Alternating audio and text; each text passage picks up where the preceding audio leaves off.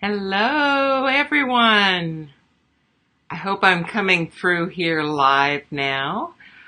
I'm Joanne Jordan, your fellow traveler here at Time for Me, where we share doable self-care for very busy caregivers, whether or not you are a professional or a family member. And today, the question is, what's love got to do with it?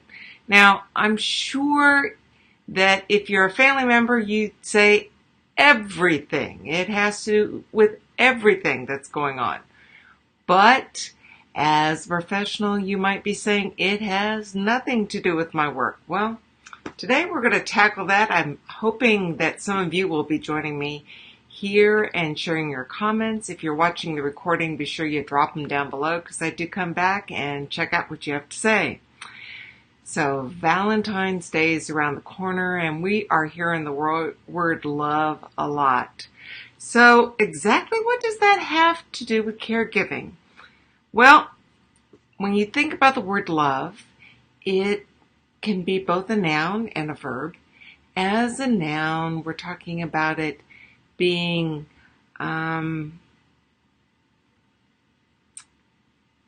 sort of the warm attraction that we have for another one person, a devotion. We talk about a beloved person being the one we love, the object of our admiration. And when you look at it that way, no, as a professional, it probably doesn't have anything to do with you. But let's look at it from the verb side. It applies more to the action or the approach that we're taking.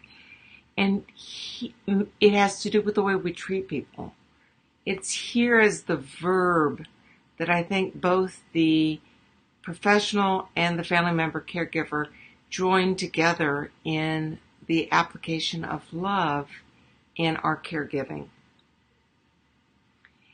And it has to do with the concern and the dignity that we bring to the person in our care, even when they're difficult or they're cranky or somehow presenting a behavior or something that's a challenge for us. Another place that love comes into play as caregivers has to do with self-love. And I know we've spoken about that some here in our discussions. I think that how we treat ourselves has a lot to do with what we bring to the table as caregivers, both as professionals and as family members providing care. It is interesting to me that a flower often associated with this season of Valentine's is the rose, and something that we often associate with love. It so happens that the essential oil of rose is the oil of divine love.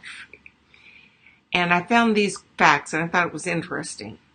Rose essential oil is a very labor-intensive product.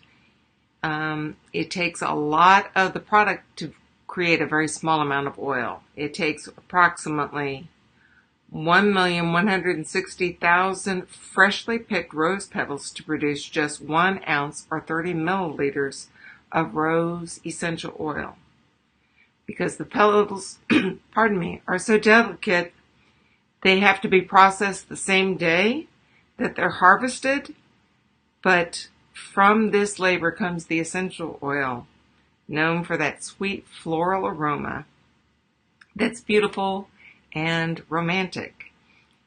Now, roses are wonderful to receive, and I love to receive roses, but I'll be the first to admit that unfortunately the cut flowers don't last long. I've been given some rose bushes which continue to bloom, and with a little care also continue to bloom. The one thing I've noticed is that the aroma of a fresh cut rose that I get at the store isn't there. Depending on the varietal that I planted in the yard, some of those are not as aromatic either.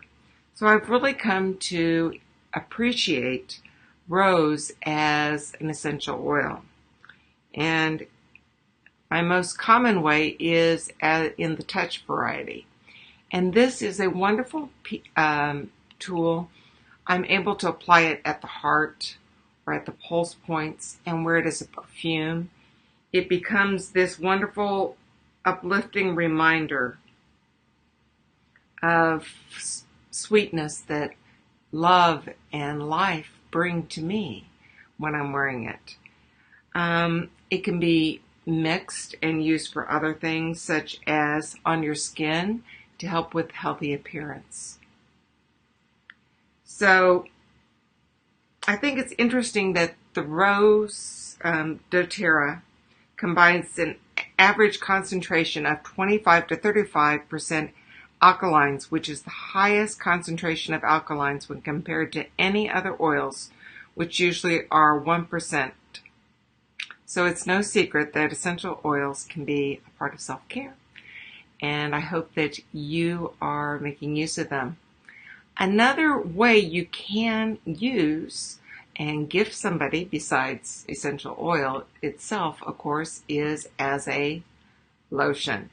So consider a lotion that has rose in it as another way you can gift somebody with a rose that is going to last.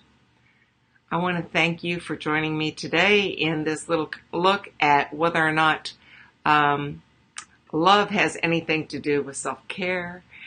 I invite you, if you've not already done so, to join me at bit.ly/selfcare-supply to get your emailed list of self-care supplies that you need as a caregiver.